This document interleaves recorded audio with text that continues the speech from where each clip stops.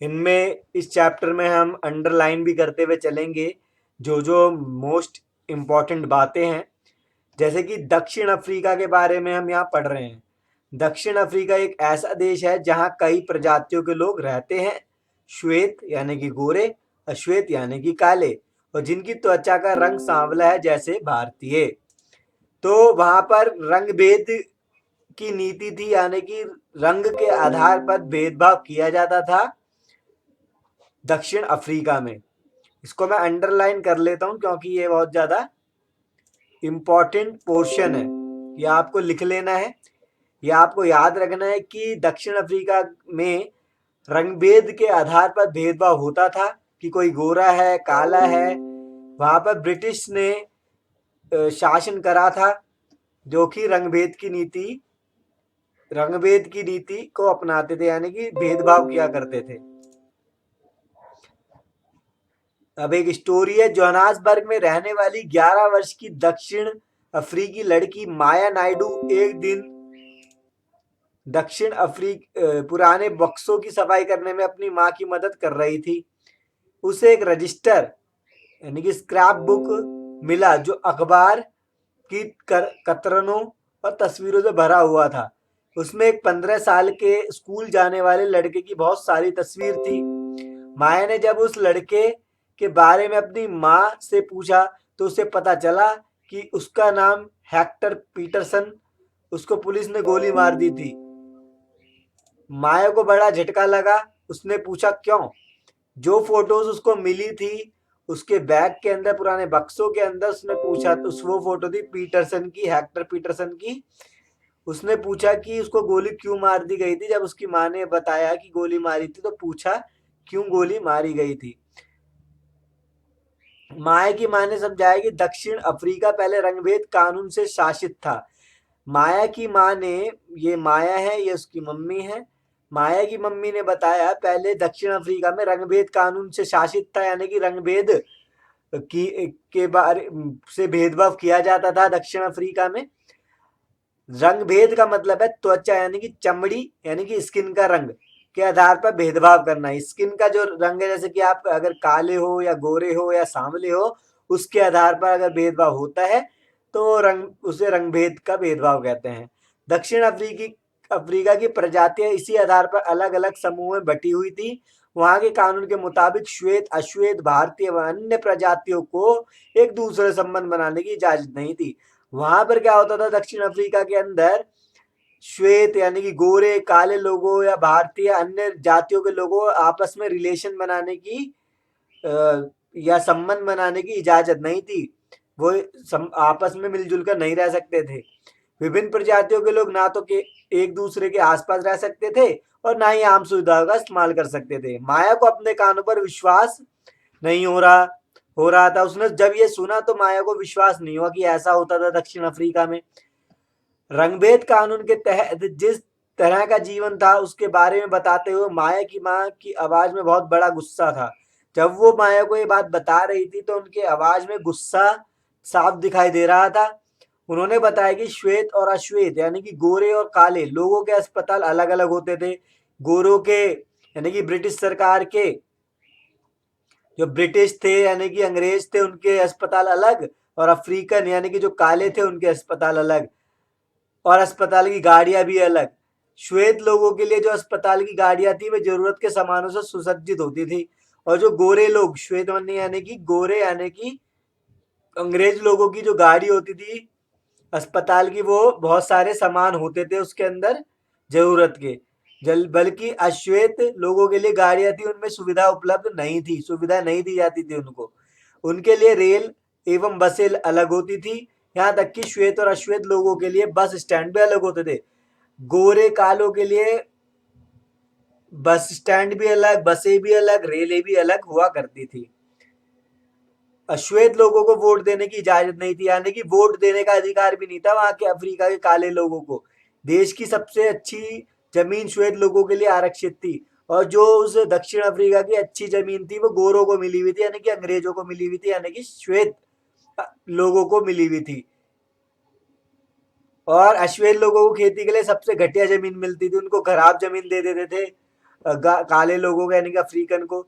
इससे पता चलता है कि अश्वेत लोगों एवं भारतीयों को श्वेत लोगों के बराबर नहीं माना जाता था, यानी कि काले लोगों को और इंडियंस को, भारतीयों को अंग्रेजों के बराबर नहीं माना जाता था दक्षिण अफ्रीका में। दक्षिणी पश्चिमी हिस्से में एक शहर था सोवेटो, जहां सिर्फ अश्वेत लोग ही रहते थे। दक्षिण पश्चिमी हिस्से में एक शहर कौन सा था? सोवेटो, जहां पर कौन रहते थे? अश्वेत लोग। इसको भी अंडरलाइन कर लेते हैं, कहाँ श्वेत लोग थे? सोवेटो में। हेक्टर पीटरसन वही रहता था। वहां के श्वेत लोग अफ्रीकांस भाषा बोलते थे, वहां के गोरे लोग कौन सी भाषा बोलते थे? अफ्रीकांस। हेक्टर और स्कूल के अन्य विद्यार्थी पर इस भाषा को सीखने के लिए जोर डाला जा रहा था, और हेक्टर को बोला गया और उसके स्कूल के स्टूडेंट्स को बोला गया जो साथ पढ़ते थे कि यही भाषा बोलो अफ्रीकन्स, जबकि वे अपनी भाषा जूलू सीखना चाहते थे। पर वो क्या चाहते थे? अपनी भाषा जूलू सीखना। हेक्टर अपने सहपाठियों के साथ मिलकर अफ्रीकांस सीखने का विरोध कर रहा था। हेक्टर ने उसका विरोध किया कि हम अफ्रीकन्स लैंग्वेज तो नहीं बोलेंगे। दक्षिणी अफ्रीका की पुलिस ने विरोध करने वाले इन लोगों को बड़ी बेरहमी से पीटा, और जो विरोध कर रहे थे, आपको पता है हेक्टर विरोध कर रहा था, उनको पुलिस ने पीटा कि वो विरोध कर रहा है इस बात का कि अफ्रीकन्स नहीं बोलेगा या जुलूस बोलेगा। उनमें से एक गोली हेक्टर को लगी और वह मारा गया। उसमें फिर हेक्टर को एक गोली लग गई थी, वो मर गया था 16 जून 1976 में। 1976 की घटना है ये, जिसमें उसको गोली लग गई थी हेक्टर को। कब गोली लग गई थी हेक्टर को? उसको अंडरलाइन कर लेते हैं हम, 16 जून 1976।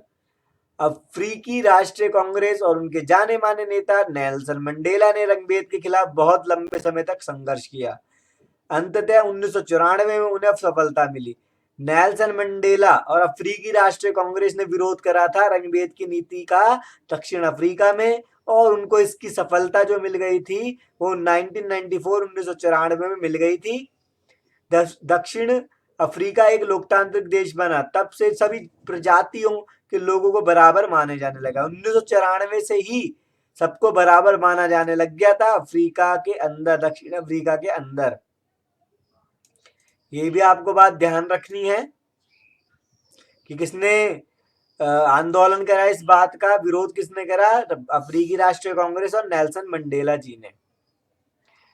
आइए अब समझने की कोशिश करते हैं कि सरकार के लोकतांत्रिक होने का हमारे लिए क्या मतलब है।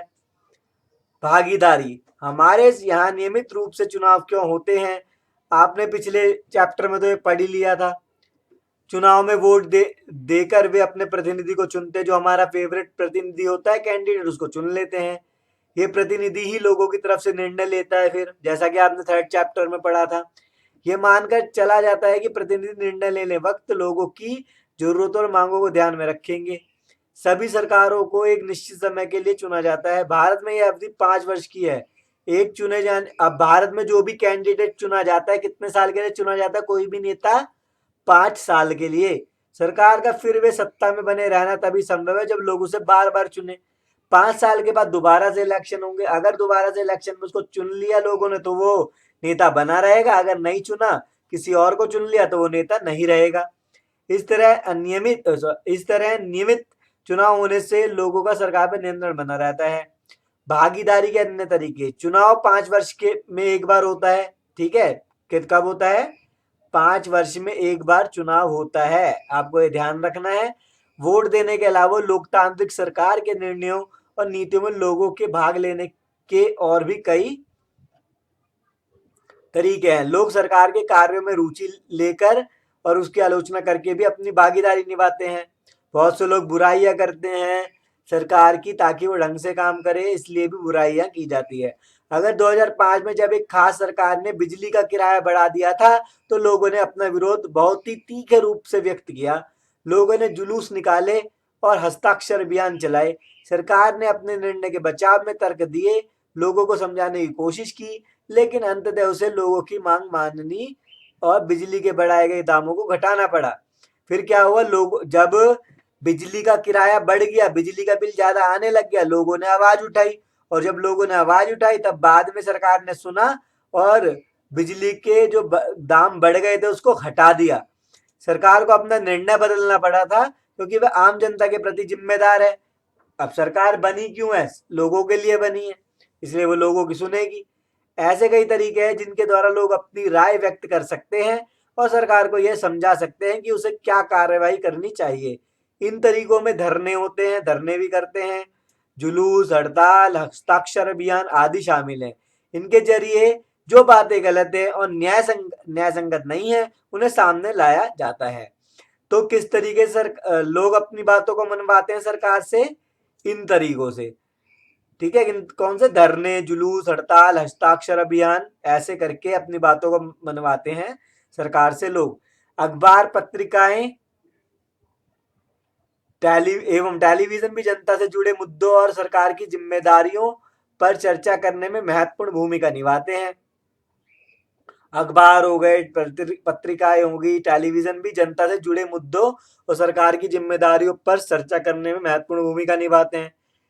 जहां ये सच है कि लोकतंत्र लोगों को भागीदारी का मौका देता है, वहीं ये भी सच है कि सभी वर्ग के लोगों को यह मौका नहीं मिल पाता। लोकतंत्र क्या मिलता है? लोगों को भागीदारी का मौका मिलता है, पर हर किसी वर्ग को कई बार मौका नहीं मिल पाता है। लोगों के लिए भागीदारी का एक अन्य तरीका यह भी है कि वे आंदोलन करें, जो सरकार उसके काम करने के तौर तरीकों को चुनौती दे। फिर वो आंदोलन, अगर सरकार ढंग से काम नहीं करती या कोई ऐसी चीज जो लोगों को पसंद नहीं आती, तब लोग आंदोलन करके अपनी बातें मनवाते हैं। दलितों, आदिवासियों, अल्पसंख्यकों, महिलाओं एवं अन्य लोगों की भागीदारी अक्सर इन आंदोलन के जरिए ही हो पाती है। अब इन किन किन की भागीदारी हो पाती है? दलितों, आदिवासियों, अल्पसंख्यकों, महिलाओं एवं अन्य लोगों की भागीदारी इन्हीं आंदोलन से हो पाती है। अगर देश के लोग सजग हैं और इस बारे में रुचि लेते हैं कि देश कैसे चलाया जाए, तो उस देश की सरकार का लोकतांत्रिक स्वरूप और भी मजबूत होता है। अगली बार अगर हमें शहर, कस्बे या गांव की गली से कोई जुलूस गुजरते हुए दिखे, तो हम एक क्षण तक रुक कर पता करेंगे जुलूस किस लिए निकाला गया है। आपने कई बार जुलूस देखा होगा, पर ये आपको पता ही नहीं चला होगा ये जुलूस निकल क्यों रहा है, ये जो रैली निकल रही है क्यों निकल रही है। तो जब भी निकले तो आपको पता होना चाहिए क्यों निकाला गया है, उसमें भाग लेने वाले लोग कौन है ये पता होना चाहिए। भाग लेने वाले लोग कौन है, वे किस मुद्दे पर प्रदर्शन कर रहे हैं, इसमें हमें ये समझने में मदद मिलेगी कि हमारी सरकार कैसे काम करती है। इससे क्या पता चलेगा आपको कि हमारी गवर्नमेंट, हमारी सरकार किस प्रकार से काम करती है। विवादों का समाधान। आपने माया की कहानी में पढ़ा कि कैसे विवादों या समस्याओं के समाधान के लिए कई बार हिंसा का प्रयोग किया जाता है। कई बार लड़ाई झगड़े भी या हिंसा का प्रयोग करना पड़ता है सरकारों से अपनी समस्याओं का समाधान करवाने के लिए। ऐसा इसलिए होता है कि एक समूह यह मान लेता है कि दूसरे समूह को विरोध करने से रोकने के लिए बल का इस्तेमाल करना उचित है। इसमें कई बार ऐसा होता है, ये मान लेते हैं कि भाई बल का प्रयोग करना सही है, यानी कि लड़ाई झगड़ा करके ही बातें मनवा सकते हैं, ऐसे भी मान लेते हैं बहुत से लोग। विवाद तब उभरता है जब विभिन्न सांस्कृतिक, धर्मों, क्षेत्रों और आर्थिक पृष्ठभूमियों के लोग एक दूसरे के साथ तालमेल नहीं बिठा पाते। तब ऐसा भी होता है जब कुछ लोगों को लगता है कि उनके साथ भेदभाव किया जा रहा है। लोग अपने विवादों को खत्म करने के लिए हिंसात्मक तरीके भी अपनाते हैं। कैसे कैसे? ये संस्कृति के ये भेदभाव के तरीके हो सकते हैं सारे। इस पैराग्राफ में दिखाया गया है कि संस्कृति, धर्मों के आधार पर भी हो सकते हैं और बहुत से लोग हिंसा का सहारा लेते हैं, कोई बहुत से नहीं लेते। आइए अपने समाज के कुछ विवादों के बारे में पढ़ें और समझे कि सरकार इनके समाधान में क्या भूमिका निभाती है। धार्मिक जुलूस और उत्सव कई बार समस्या का कारण बनते हैं।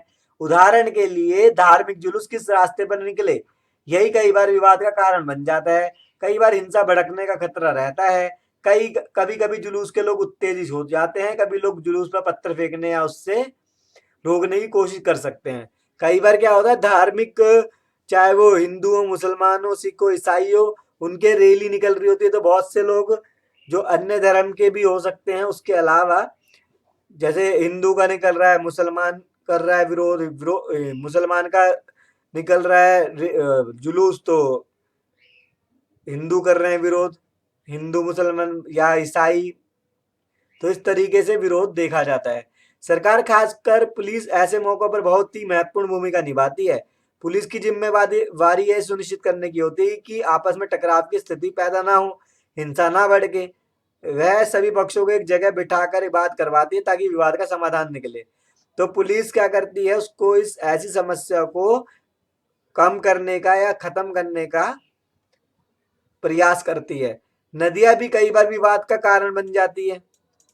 कुछ नदियां एक से अधिक राज्यों से होकर बहती है। जिन राज्यों से नदी गुजरती है उनके बीच में नदी के पानी का बंटवारा विवाद का कारण बन जाता है। उदाहरण के लिए आपने कर्नाटक और तमिलनाडु के बीच कावेरी नदी के पानी को लेकर चल रहे विवाद के बारे में सुना होगा। कर्नाटक के कृष्णा राजा सागर बांध में भरा हुआ पानी कई जिलों में सिंचाई के काम आता है। इस पानी से बेंगलुरु शहर की जरूरतें भी पूरी होती है। तमिलनाडु के मैटूर बांध में भरे हुए इसी नदी के पानी से राज्य के डेल्टा क्षेत्र में सिंचाई होती है। तो इनका ये सब चीजों के लिए यूज हो रहा है, तो कई बार नदियों के ऊपर भी विवाद हो जाता है। आगे बढ़ने से पहले मैं आपको बताना चाहता हूं, अगर आप इसके पीडीएफ नोट्स चाहते हैं या किसी भी क्लास के कोई से भी सब्जेक्ट के पीडीएफ नोट्स चाहते हैं, वीडियो भी चाहते हैं पूरी, तो प्ले स्टोर से जॉन एकेडमी की ऐप को डाउनलोड करना ना भूलें। आगे बढ़ते हैं। दोनों बांध एक ही नदी पर बने हुए हैं। कर्नाटक का कृष्णा सागर बांध कावेरी नदी के ऊपरी छोर पर है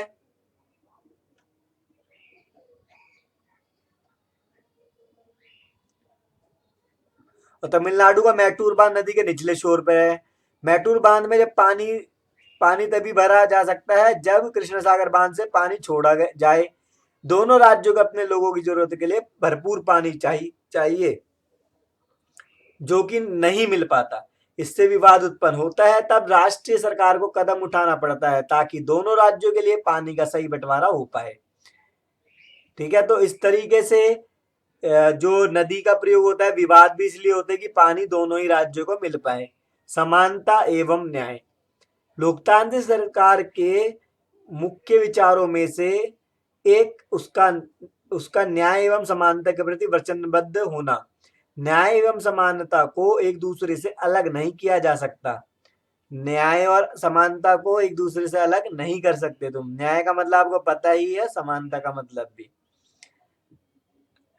अस्पृश्यता यानी छुआछूत की प्रथा पर अब कानून द्वारा रोक लगा दी गई है। लंबे समय तक दलित लोगों को शिक्षा, स्वास्थ्य एवं यातायात की सुविधाएं से वंचित रखा गया। पहले हालत यह थी कि उन्हें सार्वजनिक मंदिरों में घुसने तक नहीं दिया जाता था। डॉक्टर अंबेडकर, जिनके बारे में आपने पढ़ा, और कई अन्य लोगों ने जोर देकर कहा कि यह प्रथा अमानवीय है। न्याय तभी प्राप्त हो सकता है जब सभी लोगों के लिए बराबरी का व्यवहार हो। तो डॉक्टर अंबेडकर जी के बारे में आप प्रीवियस चैप्टर में पढ़ सकते हैं। तो पहले कौन सा भेदभाव होता था? छुआछूत का। तो जिसके लिए डॉक्टर अंबेडकर जी ने आवाज उठाई थी। सरकार भी समानता और न्याय की जरूरत को पहचानती है और उन समूहों के लिए विशेष प्रावधान करती है जो समाज में अभी भी बराबर नहीं माने जा रहे। जैसे हमारे समाज में यह आम प्रवृत्ति है कि लोग लड़कों की देखभाल लड़की से ज्यादा करते हैं। आपने देखा होगा कि कई घरों के अंदर लड़कियों से ज्यादा लड़कों को पूछा जाता है या उनकी देखभाल ज्यादा की जाती है या गौर ज्यादा करा जाता है। तो ये भी एक प्रकार का भेदभाव है। इसका मतलब यह है कि समाज लड़कियों को उतना महत्व नहीं देता जितना लड़कों को देता है। इसका मतलब यह है कि ज्यादा इंपॉर्टेंस लड़कियों को नहीं दी जाती, लड़कों को दी जाती है। यह धारणा गलत है एवं अन्यायपूर्ण है। तो जो लड़का लड़की के साथ जो भेदभाव होता है घरों में भी, तो वो धारणा क्या है? गलत और अन्यायपूर्ण है। इसे दूर करने के लिए सरकार ने कुछ कदम उठाए हैं। सरकार ने कुछ विशेष प्रावधान किए हैं जिससे लड़कियां अपने साथ होने वाले अन्याय से छुटकारा पा सकेंगी। बहुत से ऐसे कदम उठाए हैं सरकार ने जिससे लड़कियां इन अन्याय से छुटकारा भी पा सकेगी। उदाहरण स्वरूप सरकारी स्कूल और कॉलेजों में लड़कियों की फीस खत्म या कम करने का प्रावधान किया गया है। तो लड़कियों के लिए कौन सी चीज की गई है सरकार द्वारा? ये आप याद कर सकते हो। कि स्कूल कॉलेजों में लड़कियों की फीस या तो खत्म कर दी गई है या कम कर दी गई है। तो यार ये चैप्टर हमारा यहीं कंप्लीट होता है। आप प्रीवियस चैप्टर को या हिस्ट्री के पूरी प्लेलिस्ट को, सिविक्स की प्लेलिस्ट को चेक कर सकते हैं चैनल में। इस वीडियो को लाइक शेयर करना ना भूलें।